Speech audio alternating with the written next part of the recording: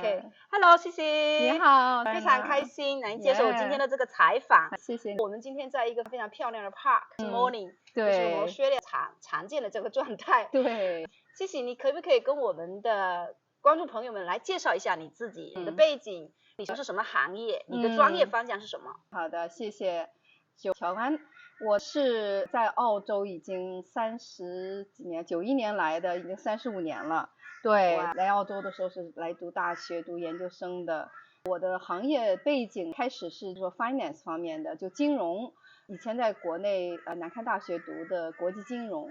国际经济、国际金融那方面的，到澳洲以后继续这方面的去研究，读了一个硕士，一个 honors 就是那种荣誉学士的 degree 的，又读了一个研究生，就是 corporate finance 的研究生，公司融资金融、公司金融方面的一个研究生。所以您对，一直在金融行业。毕业以后就96年开始就30年前在昆省的一个财政部，昆省财政部就一直在做的是那种比较难的，昆省政府它非常多的各式各样的财产或者它的融资需要，昆省政府的融资需要是蛮大的。我们在96年的时候，我记得就差不多160亿的样子澳币的那样的一个融资需要。还有我就帮他们在看，他因为手下有很多各式各样的企业，政府拥有的企业，就 government owned corporation， 像铁道部，像电力公司，这些都是比较大的，就像国内一样的 SOE 那种，都是比较大的企业。对，我帮他们看有哪些需要去说有特殊的融资方式。之前有做过 cross border lease， 就是跨境融资，跨境融资跟美国跟瑞士进行融资那样子的。还有后来就在做投融资并购，昆省政府有比如说他的铁道公司想要买其他省的一个铁道公司，或者是想要卖掉某些资产什么的，就帮他们在做那个，做了很多年，在那边做了。我听起来非常的很多大的 complex 的案子，对，是非常大的。然后您有没有一些 challenge 在这个过程当中？对，遇到什么 challenge？ 对 ，How did you actually overcome 这种？那个时候作为说里面主要来管这个项目的人，当然他的最主要的困难就在于项目非常的大，但是有层层管理，所以就作为项目的总管来讲也还不是最高级的，因为他是政府，要写所有的项目计划书，完了之后继续做那种 feasibility study， 就可行性报告，就各个方面的，从私人方面，从公司方面，政府方面，各个方面的人，一般的来讲一个项目都有几十个人在参与那样子的。所以那个时候的困难就在于，因为你作为项目的总管，你也不是说你能够管理所有的人，因为他每个人他除了做你这个项目，他可能还在做别的项目，而对他们来讲，就他如何把你的项目做到对 priority， 你如何通过不是直线的管理去管理别人，就这种办法，对，是一个什么艺术，绝对是一种艺术，因为你要让别人觉得你去管理他，其实你是在帮助他实现他们的愿望，不是按照你那个时候已经 aware， 对，原来是这样子，对，就说你不是帮我，而是帮助你实现你自己要对对，而且让他们认为这个事情是他们想去做的，而不是你想让他们去做的，就是要把这个重心放在对方想要去加入的这种成分，而不是作为一个所谓的大棒子让说你必须去做，没有人会对。这个是需要很强的 negotiation， 是不是？没错，谈判的艺术，不光是谈判，还有关系。在澳洲的关系不是通过，就像国内我很想知道有国内的关系，我很想知道关系是怎么建立这个关系的，也是一点点建立起来的。对，关键我最喜欢讲的一个东西就叫 influence the influencer。比如说，对 influencer， 真的有过的人，对，可以 influence， 不一定。比如说你要找到这个公司的最高的头，就是我们那个时候经常提到的，就比如说铁道公司，铁道部大概当时有25000人，铁道部的 CEO 是一个非常有能力的人，对不对？非常有权力的，他是他要直接向铁道部长要跟他联系，但同时还有一个财政部也是管着他的，所以他必须两方面都去coordinate。所以如果我在做一个项目的时候，我作为财政部的人跟他去合作的时候，我不是说我一定要跟这个 CEO 怎么样，我是要确定这个 CEO 是他的总裁是谁，对他有影响。对，他通常周围的人有很多，比如说有的时候大公司里面，通常的来讲，比如说他是做一个总裁，他周围会有一些专门的能够影响到他，或者他影响到别人，但是别人对他的影响也比较大，甚至有的时候他的 executive assistant 就是他的私人助理，反而很有影响力。如果是你跟他的私人助理关系很好，让这个私人助理觉着你能做很多事情帮到他，帮到他本人，对，帮到他本人，这个人也能帮到他的总裁。通常的总裁的私人助理都跟着他们20几年，他们是非常的 influence， 就是你想不到的。我非常新奇的Cici，她有非常好的记性，记性超好。我一直在想，她到底是用什么系统去记住这些？没有啦，就是怎么样子会有方式？对，会有比如说我现在不是在领英上，我有3万个领英康台，这些人你见过？这些人大部分我都有见过，但是也有没有见。2020年的时候，当时不是有 COVID 叫什么来着？国内叫对，疫情期间，有一段时间很多人发邀请，所以我就接受了很多，所以现在经常是要回头看看哪些人我没有跟他聊过的，我就把它取消掉那样子的。所以通常情况下，如果我需要认识任何一个人，我可以找到非常多。我们现在是不是问领英要给我们一个 sponsorship LinkedIn？OK，we need sponsor from you。没有问。但是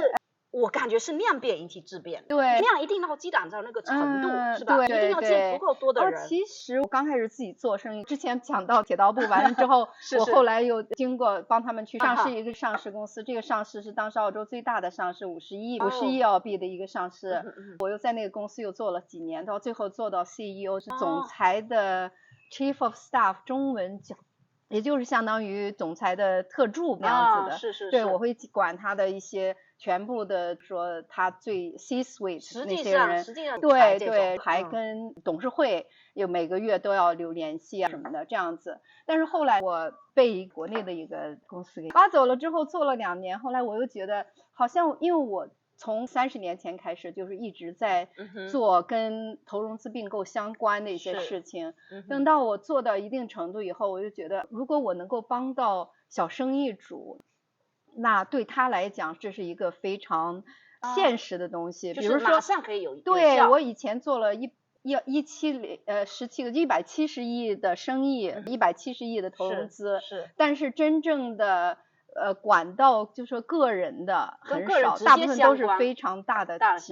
项目，所以就是好像远离的人对，没错，到底对每一个人的影响是多大？所以我从大概2018年开始，我就自己出来做，这种是一个公司，突然之间想到的吗？没有，我一直在想要做这方面的，但是本来那个中国的公司雇佣我去的时候，我本来想到我能够起到这样的作用，帮到小一点的公司，但是他们也有一个基准，他必须帮助的至少要1000万澳币以上的，就是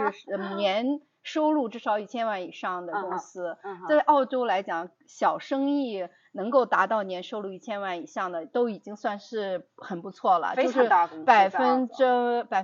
全澳大概也就2%以上的公司是这样一个体量，所以也还是没有达到我想要去做的事情。到最后我就想，我自己还是自己出来试一试。那个时候我记得我当时的领英只有1500个人，那个时候，但我已经觉得很了不起。2018年1500个人，对。但是当时我现在要出来，要跟大家建立更多的联系，找到更多的关系，因为我的以前的关系都是那些动辄几亿的那种投资人，或者是几百亿的那种投资人，或者是那种大公司，当时所有的服务商，比如说会计师、M&A 的、投融资并购的那种律师，所有的能够做项目的那些，我的关系网全都是大企业的最高。如果是刚开始的时候，有很多小生意找到我，他们比如说要去融200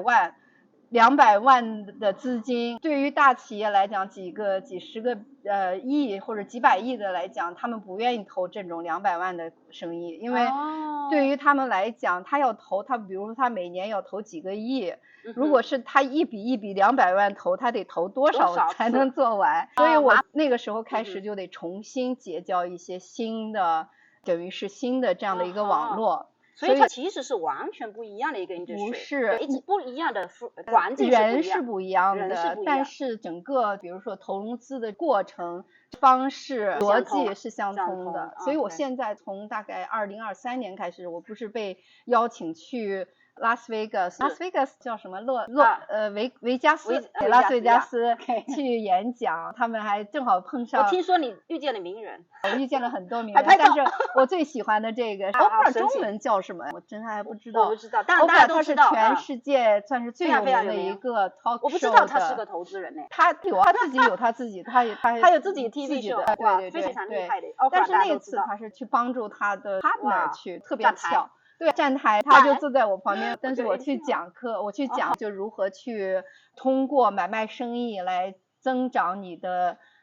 资产，因为如果你是作为一个公司里面的工作人员，是讲好了，就是说你可以慢慢的去积累你的资本，但是你不太可能成为一个钱非常有比如说几千万以上的就比较难。一直经营生意反而就不会很快获得财富。对，就是你讲内容可能是说怎么通过买卖生意，对财富的这个积累。买卖生意，但是你买到生意以后，你也可以，我们现在在讲的，我从23年开始就在教人如何去买生意，买了小生意，对啊，我sharing 的 section， 对，在网上每个星期一晚上可以一起，也不用预定，告诉我，如果是想来的，我就给你发进去，你就可以来免费来听一课，听了以后如果觉得有需要，因为我们学生上个星期五就有一个学生刚刚买了一个企业，他买个生意，他本身是以前也是公司的职员，后来也不算是退休，他基本上也是50多岁，想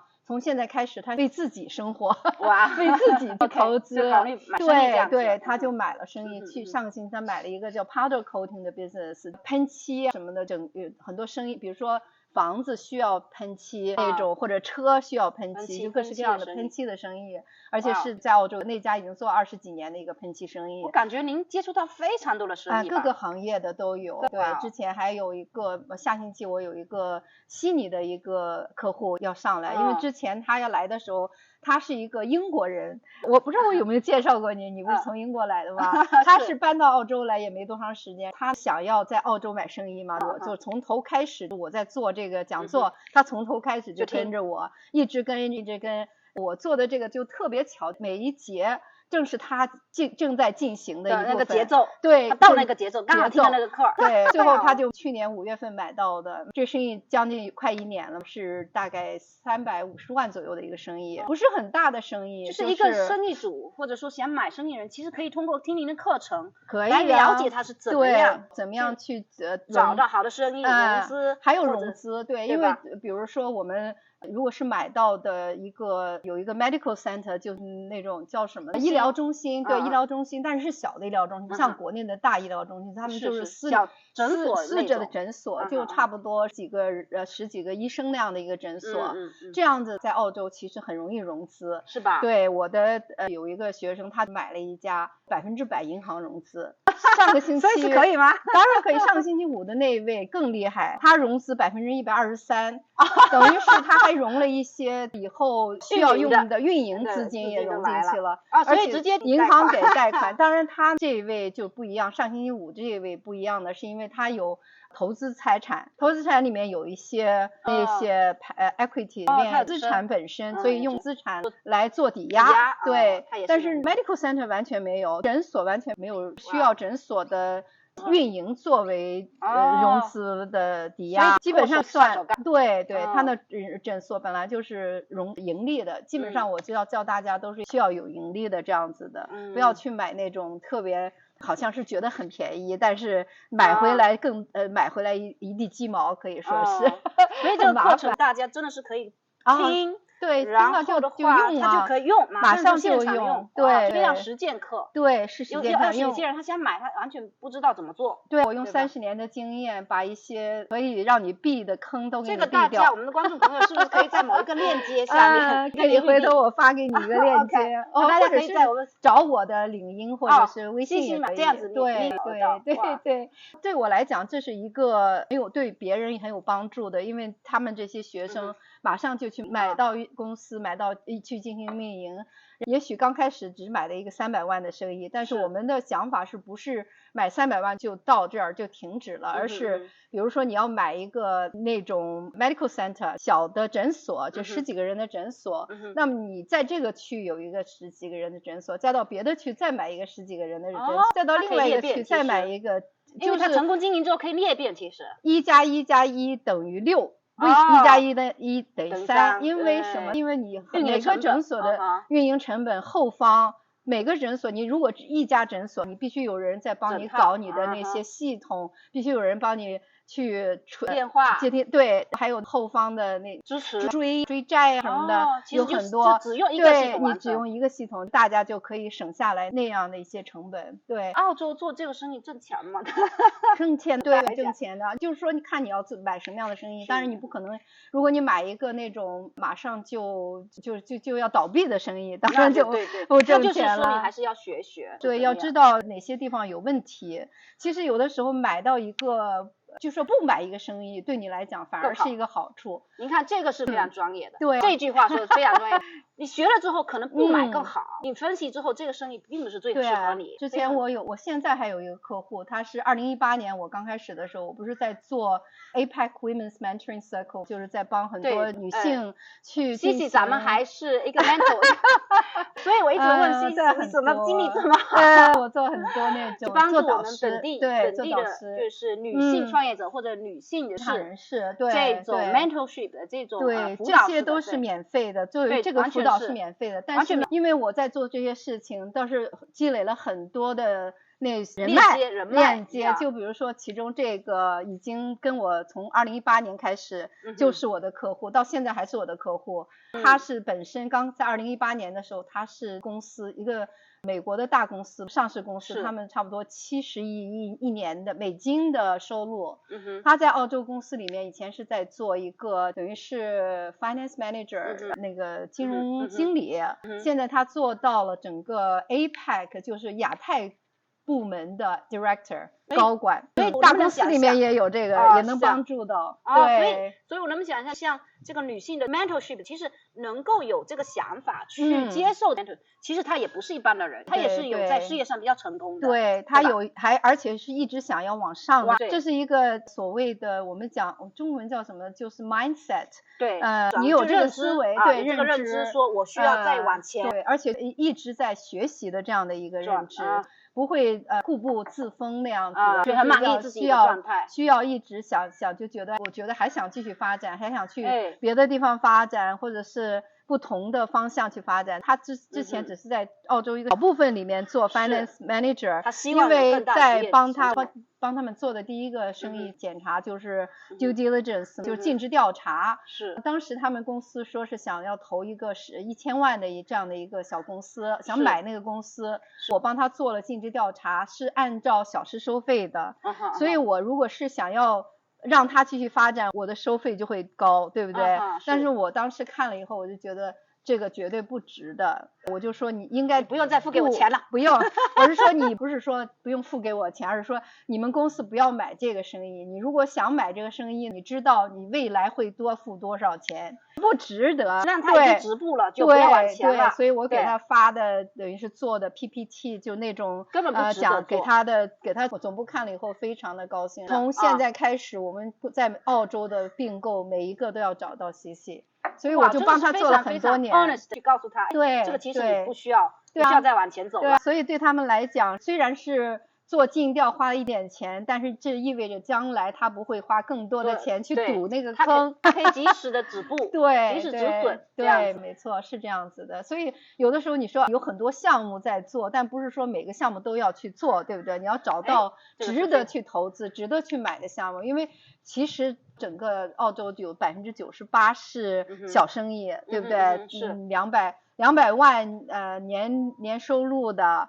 有差不多90%多，就98%里面90%多只有200万之内的，就是小于200万的那种，非常多。所以有很多他们已经到了年龄了，孩子们不愿意去接，所以现在正好是一个接口。澳洲也有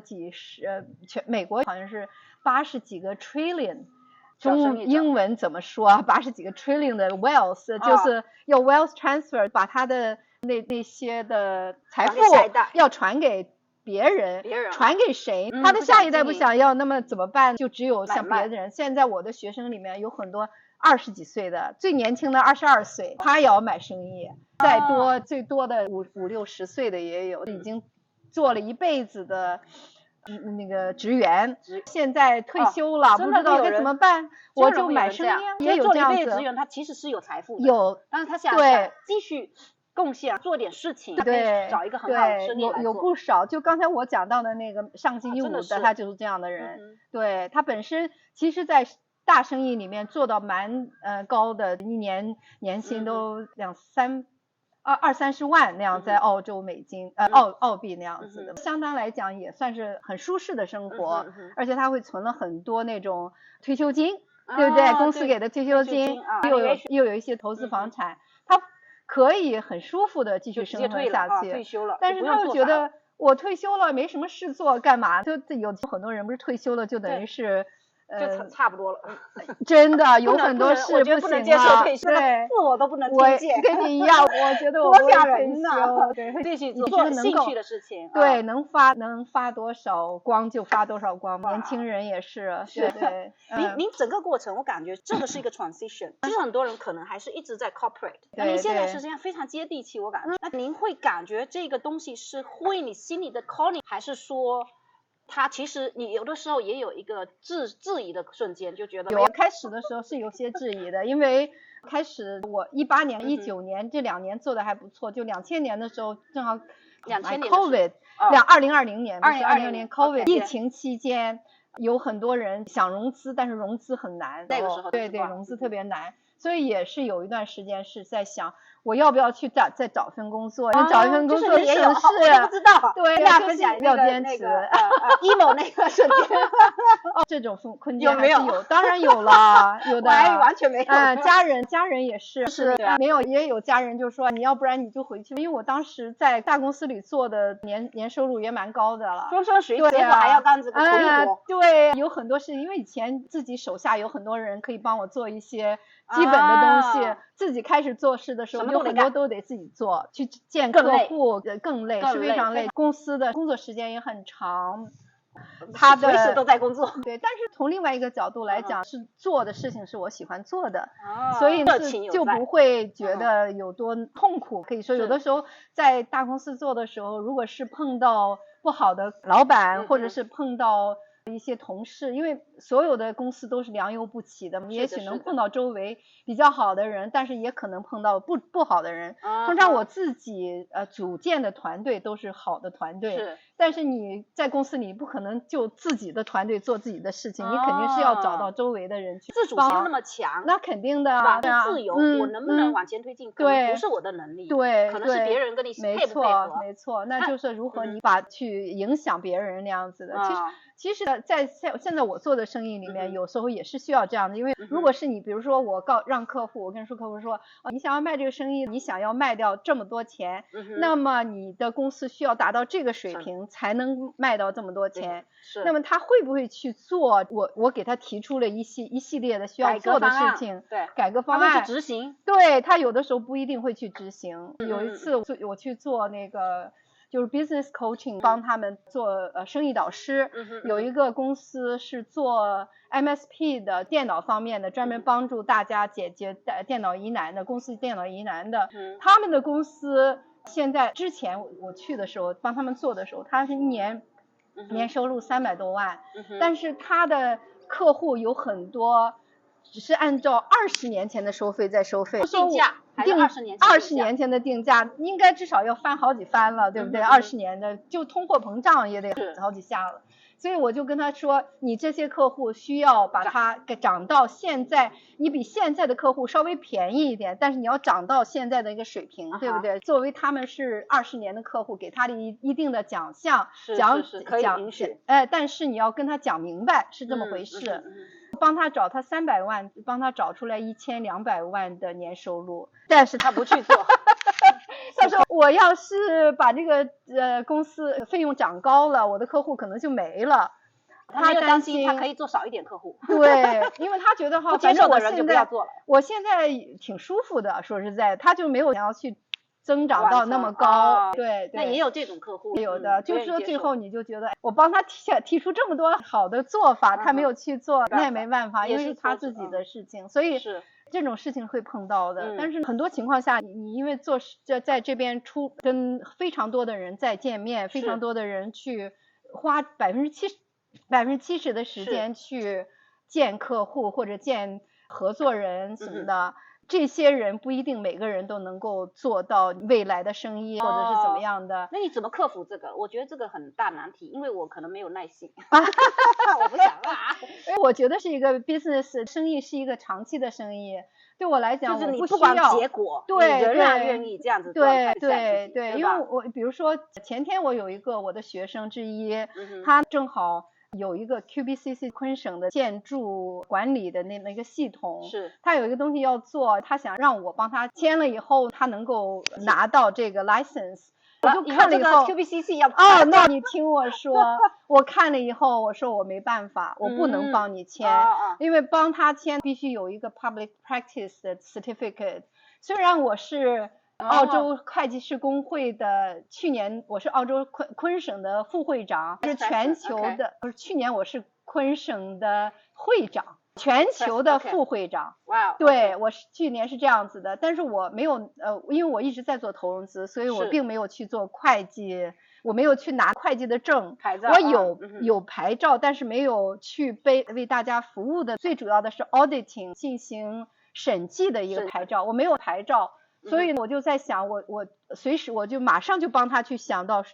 去推谁去帮他，而且必须他第2天就需要拿到结论的。所以虽然第一时间说我 sorry 不能帮你，但是我帮他找到了我的另外一个学生，他在学，他也是个会计师事务所，所以就说你做不做这方面？他说我已经做了好多了。我说但是这个客户他需要明天之前必须做完，非常的 urgent， 你能不能接受？他说没问题，我可以接。我就说而且他要的 fee。对方还不能接受，刚开始就是客户，因为他说我已经付了这么多钱了，因为他另外一个会计师已经帮他做了，但是那个会计师他里面有一个 director， 就是他的那个董事，跟他们建筑公司的董事是同一个人，有 conflict， 对，公司来讲不可以，对，有冲突，所以我就说，那你不管对方已经做了多少工作。我的这个帮你做的这个，他要从头开始，所以而且担风险是他，因为他签字，对不对？签字的人是对，所以最后我帮他 negotiate 到他的，就是帮他讨价还价，我1分钱都没有花，1分钱都没有拿，整个事情。他为什么愿意做？就因为不觉得烦心吗？没有，我的学生他有碰到困难。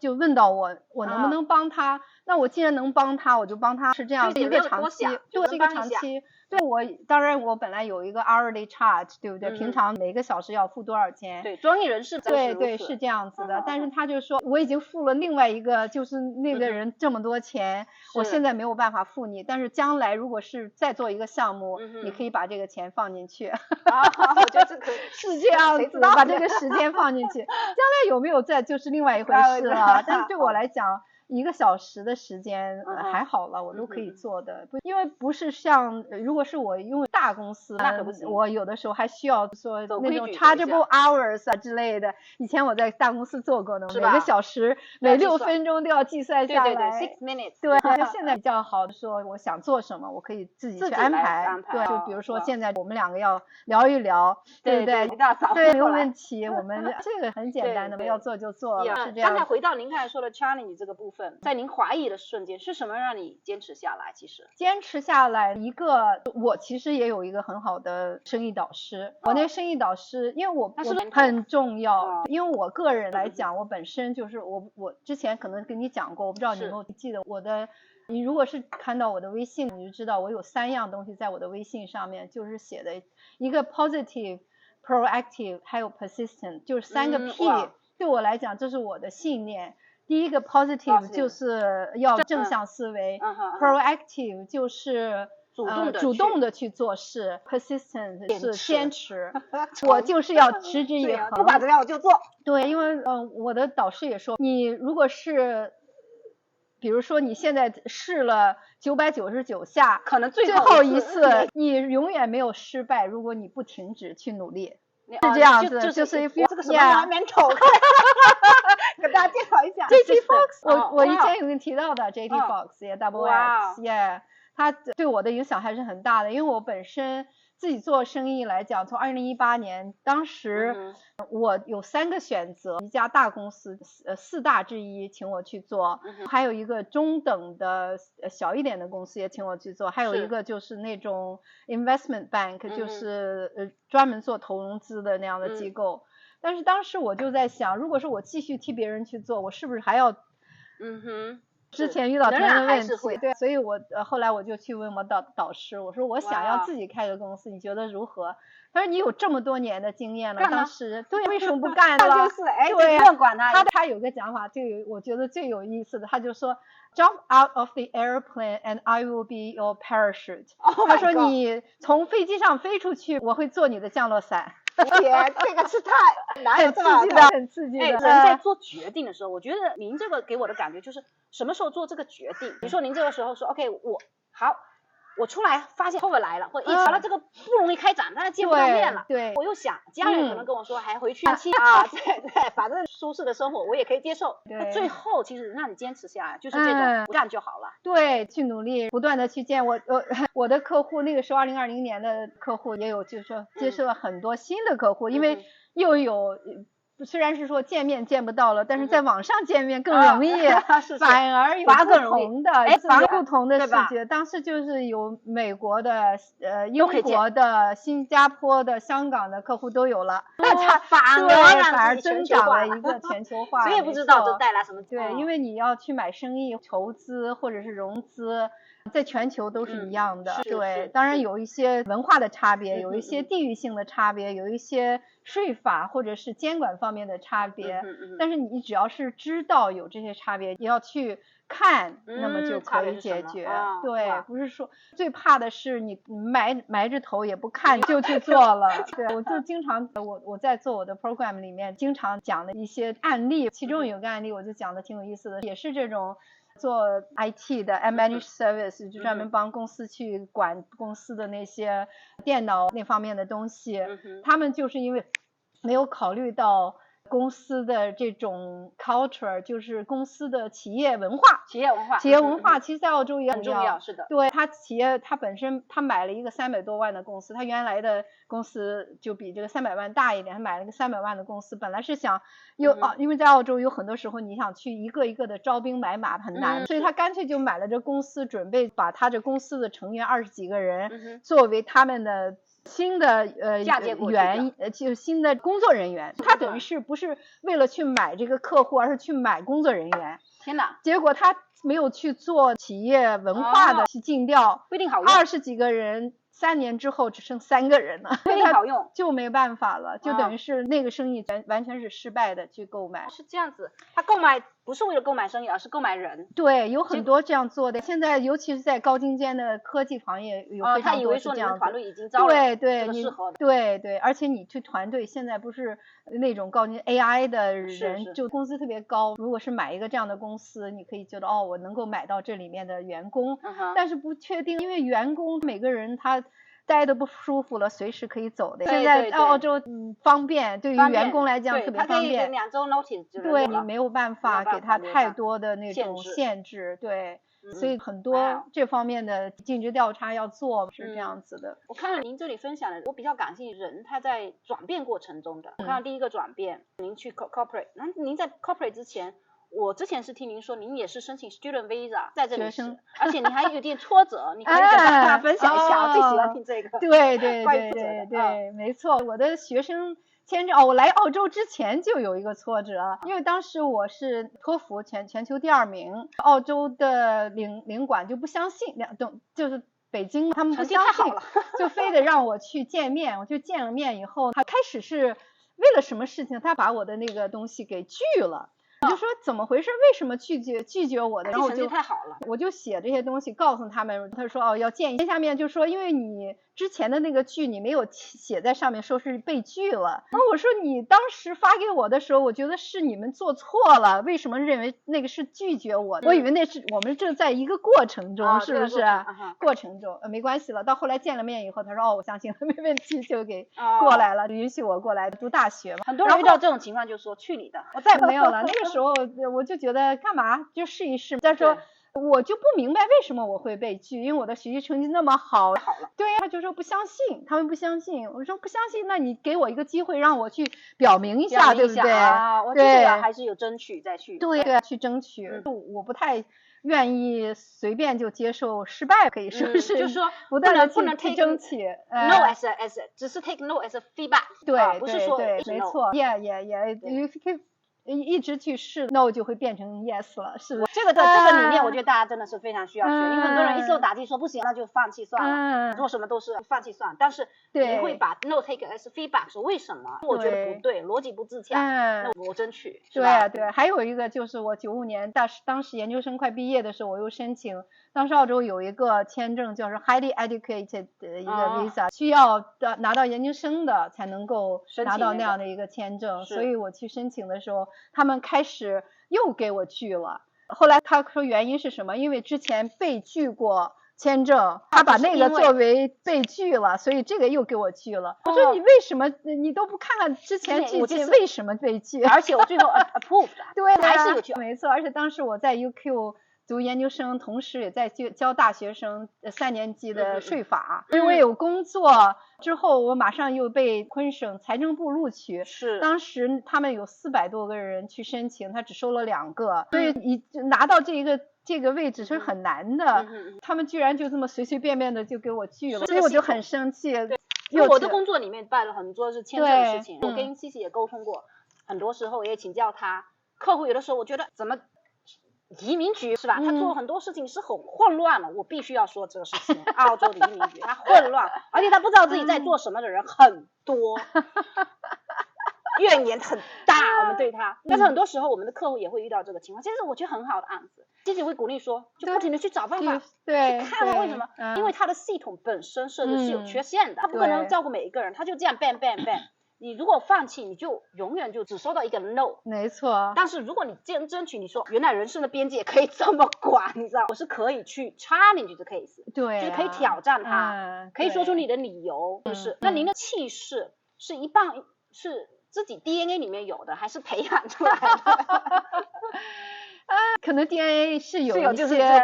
对不服输的这样的一个，但是也应该跟生长的环境也有关系。对，我父母都是之前做过大学教师，所以有自信。对，规则我可以改规则，不是可以改规则，而是看有什么问题。如果是说我的确解决问题，如果是的确是我做错了，那我接受。对，但如果不是，我愿意去争取，我去了解。比如说你失败了就好，因为比如说你要去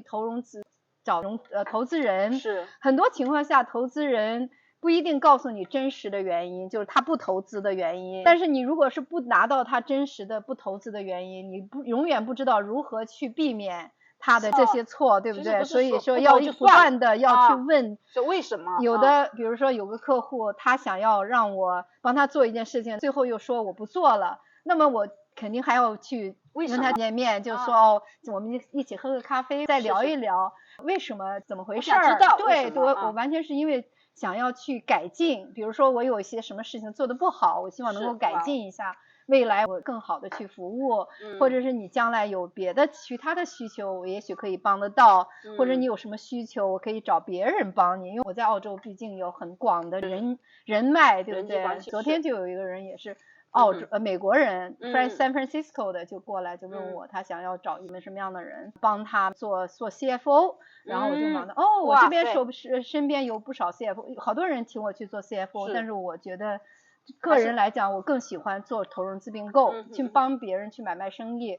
对，就做这个 CFO 的话就比较局限了，你就是在一家公司、2家公司、3家公司顶多了，就是即使你做 virtual CFO 的话，就是专门做这样的一个服务，你也不可能一口气儿拿10几个、20几家那样子的。我现在在做这个投融资并购的这样的一个导师，我那边有100多个学生，全世界各地都有。OK， 所以你可以做这个推荐。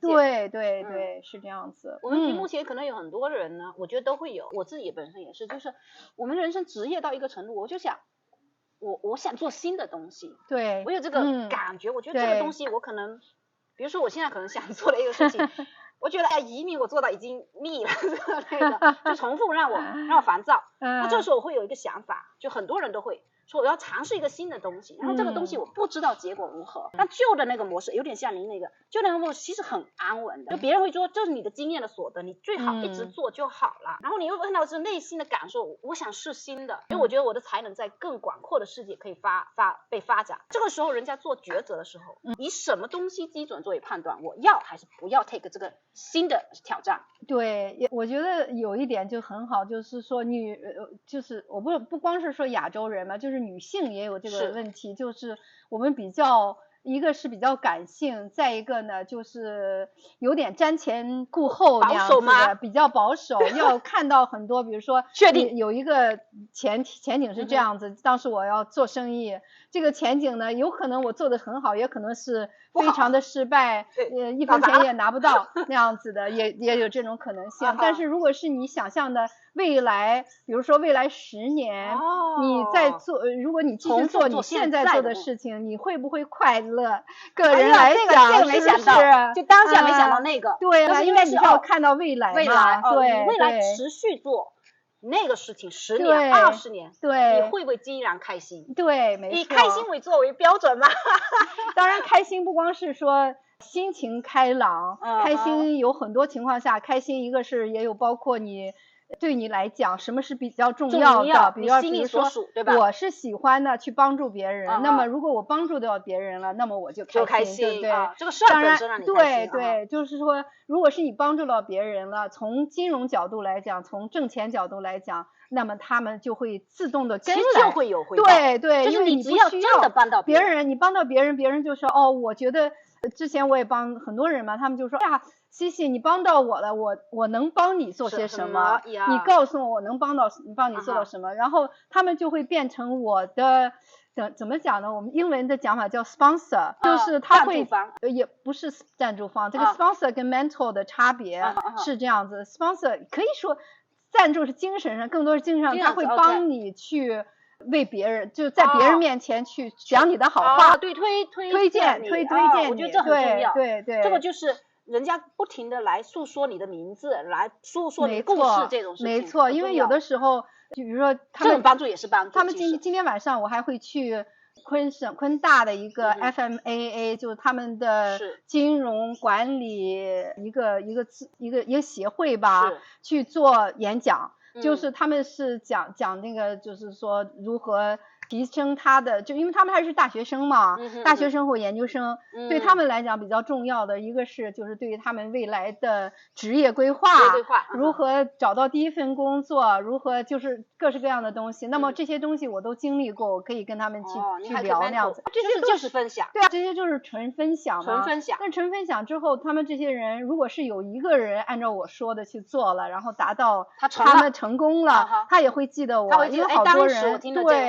对，我就按照这个做。对，他有可能就会CC 帮了我，那么我如何能帮到 CC 呢？是这样子。但就是说，即使他们不帮我，我也无所谓，因为就是有我的关系里面或者是 network 里面有很多人都能够帮到我，是这样子的。对于年轻人来讲，我更想要说，他们因为第一步刚刚进入社会，他们找工作比较难，他们想要去积累经验比较难，所以我就会跟他们分享一些他们如何能够拿到这方面，如何拿到这些经验，如何这个现在跟我想做的事情很有关。我现在想创业做一个事情，就是帮助跨境的人才在海外找到工作。对，就是很多人他没有工作，或者说他因为他比如说在国内这个情况，很多人可能因为很多公司经营没不上，然后他倒闭或怎么样子。但是我有没有很多人呢，他其实是受高等教育，对，吃苦耐劳、聪明、勤。然后我想说，可是我们没有那个环境，我们是不是可以帮助他在境外找到，就是 BA 的这个角色？那我觉得这个事情跟很相像，其实，但是很多人可能因为文化的原因，他不知道怎么为海外的雇主服务，对，他的服务的机制他其实不太，对，他技术是有独特的一些，就是说需求吧，就这方面的，对，当然就是我们在这边澳洲也或者是在海外也有很多人像我像你这样子，我们都经历了这些事情，我们可以给这年轻人去说这些是你需要注意的。就比如说我觉得最重要的一点，对于我们亚洲或者是女性来讲，就是我们的传统美德是什么？就是谦虚，就是要做事，勤奋做事，埋头苦干，不用管。但是在澳洲最大的，西方都是这样子，最大的一点是什么？你谦虚可以，但是你做了事情，做了好事一定要让人知道，对，一定要讲。但是不是说你是非常的 dominating， 就是说一定要告诉别人，我做了这个，做了这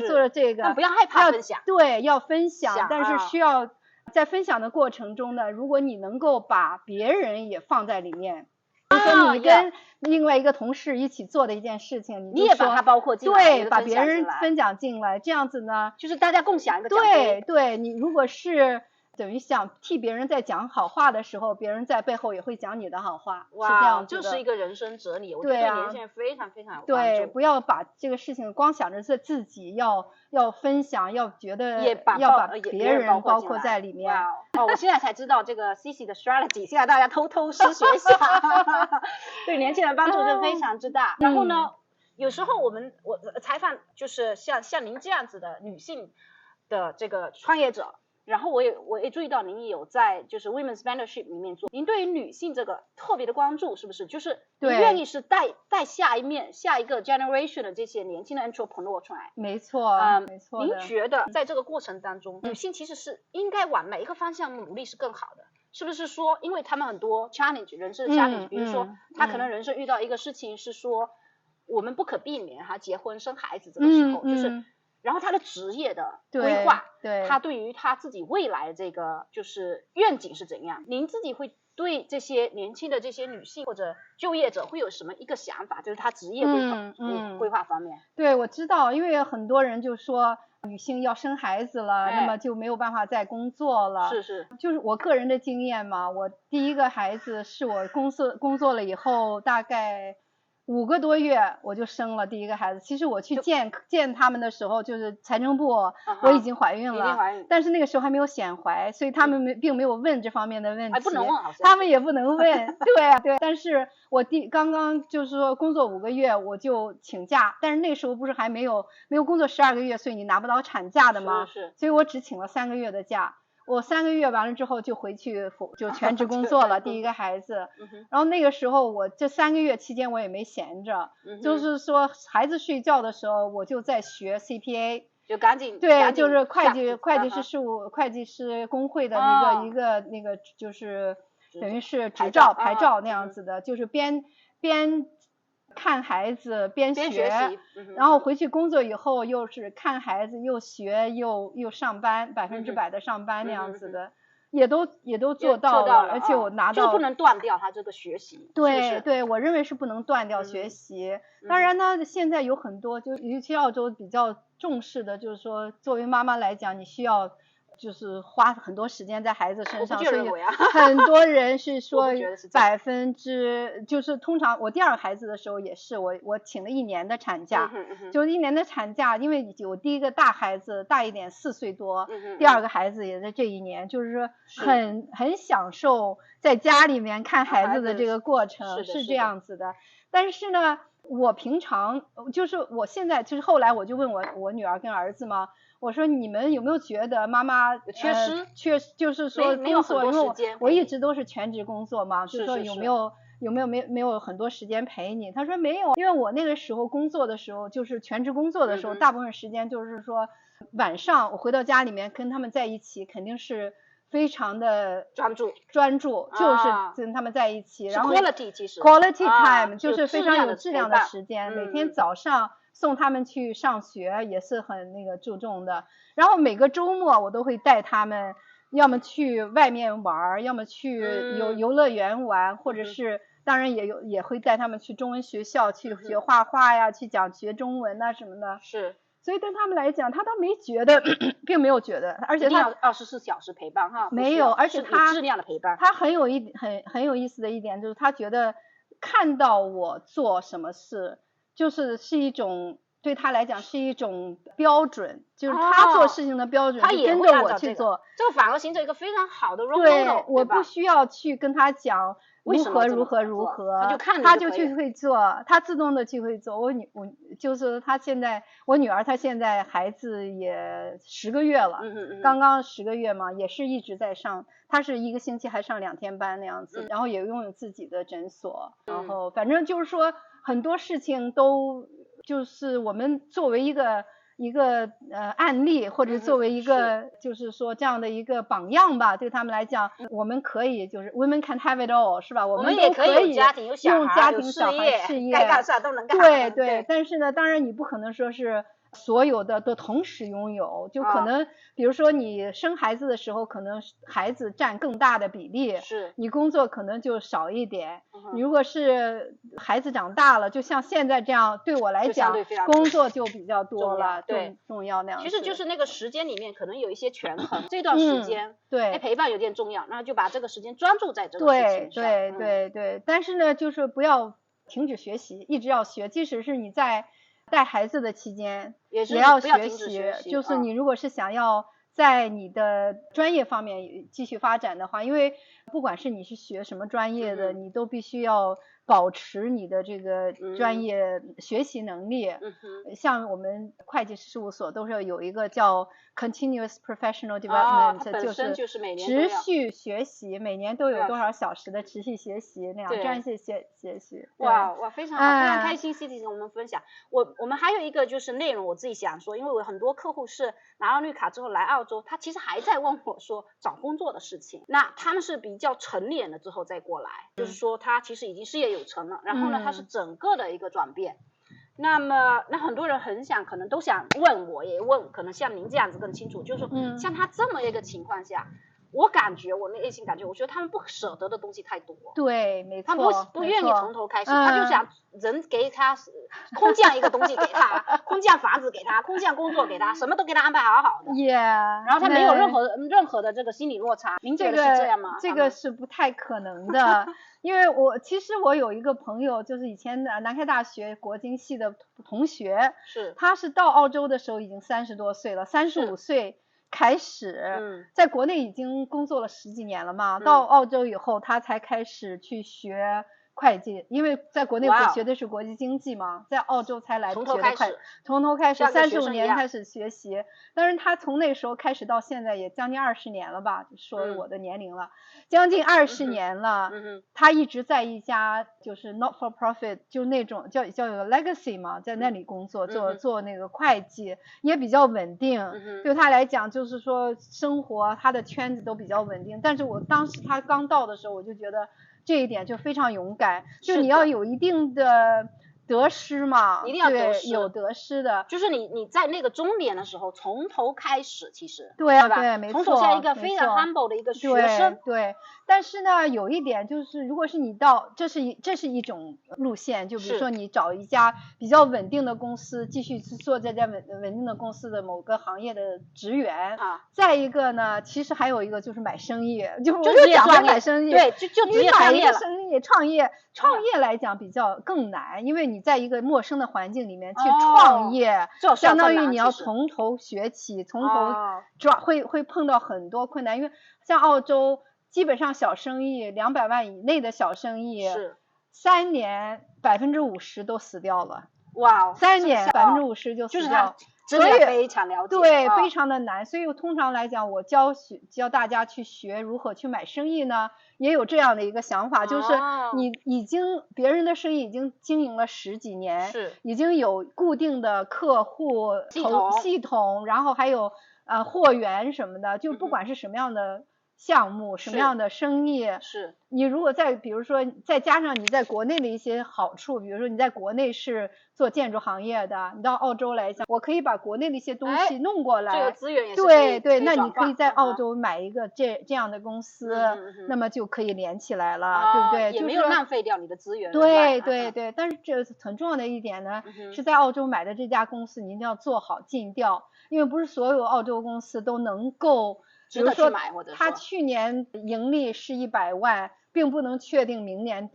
能盈利100万，有很多行业是必须有当地的那种执照，而有些执照不是能够转换，很简单转换的，对，没有执照比如说电工方面的就是必须是你有执照，那么你如果买了生意，对方要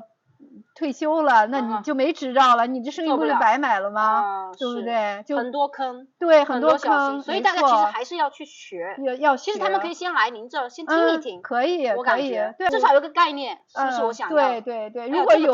有足够的讲中文的，我可以讲中文因为我现在的客户是英文的。但是我可以讲中文的，之前我也做过短期的讲中文的，就是比如说1个小时用中文来讲，还是对我来讲，直接留言，对，对我来讲还是有点那个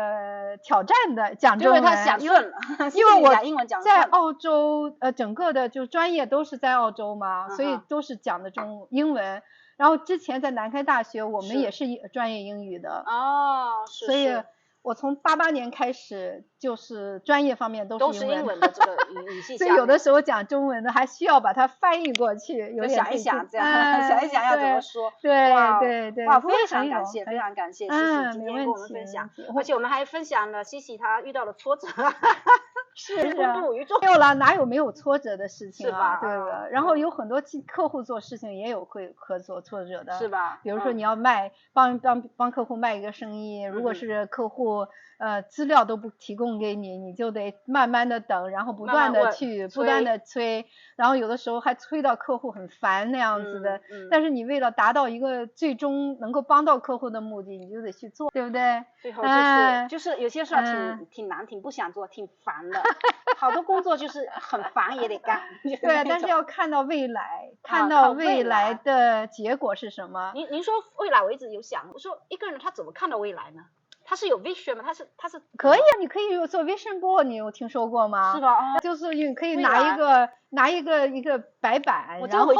贴上，就找你比如说你想10年后我想拥有一个什么什么什么，比如说你想拥有10家诊所，你就贴个10家诊所在上面，然后就是有一种讲法，不是 start with the end in mind 吗？就是从看到你的结果是什么，倒回来做，然后再倒推。你比如说10年之后你要有10家诊所，那么意味着你每年要买1家诊所，就这样子，你就非常有纪律，对吧？你就有结果。像这种的，通常来讲，第1年可能不一定能买得到1家诊所，可能第2年才能买得到。但是呢，买了1家诊所以后，可能第3年就能买2家，慢慢的就会达到。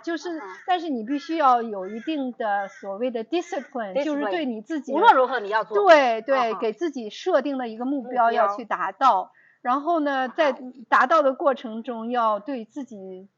做到的一些小的成功去 celebrate 奖励一下，对，因为你在过程中肯定是需要很多人的帮助，是这些人的帮助的情况下，你要去感谢他们，对，因为没有人愿意就是说随便去帮助别人，就是要有感恩的心，我觉得对，是感恩的心，对，是这样子。像我们不是有个橘子商圈吗？我们每年都要搞很多活动，每年每个月都有活动，线下活动，但是我每年都有一个圣诞节的活动是感恩的，一个是中国节的活动，就大家是给一些回馈，我很喜欢我们橘子商圈，我什么事都问。你能来就好。我要用那个橘子商圈，我家里那个水没水了，水脏了，或者说我要换这，我以前完全不知道怎么办，就是我觉得大家在布里斯班真的要参加我们的橘子赛圈。我觉得你是我们群里面用橘子商圈用的最彻底的，因为他很多我什么都不懂了，真的，家里那个 Sola 也不懂，反正要以前的话，特别我们新移民来到这里，就是两眼一抹黑，对，抓瞎，就是求个什么人，谁都不认识。但你这个问一下，别人会推荐给你用好的，那马上就解决问题。华人而且服务，我自己觉得是特别快。对，我是推荐大家，如果有什么服务靠谱的华人，其实比白人更好用一点，因为他可以周末就来了，急死了。对，他给你调整。对，那橘子商圈不一定非是华人，就比如说。我的这个那个客户，我介绍他，我的就是去做那个是 PPCC 的那个事情是，他说你把东西发给我，今天发给我明天早上5点钟到9点钟之间就给你做好，靠谱，真的是马上就做好了，就是靠谱的 list， 请大家列一个。对，要找到他也是一个西人不，好像是外国的一个西人，对，就是从外国过来的。普遍来讲，我觉得可能是移民到澳洲的人都比当地土生土长的澳洲人比较勤奋一点。那真是要做事，即使来这里英国人都很勤奋，对，不容易，大家出来一趟是吧？就跨过山海，然后没错，对，大家彼此也比较理解一点，我觉得。对，就是大家其实大家会觉得说，就是 migrant 或者说移民，其实不只是华人社区，对，很多希腊、德国呀、英国啊、印度，昨天我碰到那个印度人也是很努力的，是吧？对。然后其实移民是说大家各个种族的人不同国家来这里，然后这里是他的新的土地。对，而且一般来讲，你到了一个新的土地里，你要花出的努力比在原国家要多很多。所以每个人既然已经花了这么多努力，就希望能够看到这个结果。是。然后就是觉得你也是个移民的，你也是就是说在这边花了这么多努力，那么我如果是有一个生意要去做，我为什么不让同样的移民者去做呢？是，就会更加偏向于对，没错。我有3个 take away， 今天的 interview 非常好，可能是30个，但我觉得可能大家记不住。第一个take away 就是 persistence， 就是持之以恒，不管怎么样，就是要坚持做。对。第2个是刚才说的 vision board， 你未来要做的事情，在10年中想一想你未来要做的事情，然后倒推来看看你现在要做的事情。第3件事情是，我们总会遇到挫折，挫折是正常的。对。然后你要做的一件事情就是坚持以你自己开心为标准，然后来实现这3件事情。然后呢，大家如果有任何，请 subscribe 我们的 channel， 有任何问题的话，请在下面留言。西西玛是可以在 LinkedIn 上面直接找到他，对，人非常好的，不要担心。谢谢。你可以发给他，然后说介绍一下你自己。如果你没有 LinkedIn 的话呢，可以在上面留下你的方式，微信也可以找得到。然后呢，西西现在非常非常专业，帮助很多小生意者买卖生意都可以，买方卖方都可以做，也可以投融资也可以。还有就是他最喜欢做的，会上场是 due diligence， 非常非常需要专业的人给你做尽调查，背景调查这样子。对，没错。非常感谢今天大家，谢谢 Joanna， 谢谢，拜拜。